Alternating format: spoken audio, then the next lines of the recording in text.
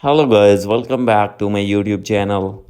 So guys, in this video I'll help you how to fix Wuthering waves not working or not opening or keeps crashing on mobile phone or on PC.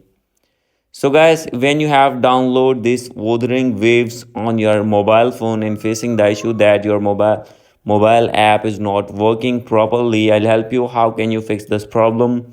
So let's get started without wasting any time. First of all, you have to open your settings on your device and click on Wi-Fi. Make sure that you have connected with strong internet connection, and now you have to go back. Scroll it down, click on general, and you need to check your VPN connection. If you have connected any VPN, you need to disconnect that VPN. After doing this, you have to go back. And guys, now you need to reset your network settings. Maybe there is network problem on your iPhone, and after this you need to go back. And from here you have to select your own region according to your country and set your date and time on automatically. And you need to update your iOS device or Android device to latest version. And guys, after doing this you need to go back.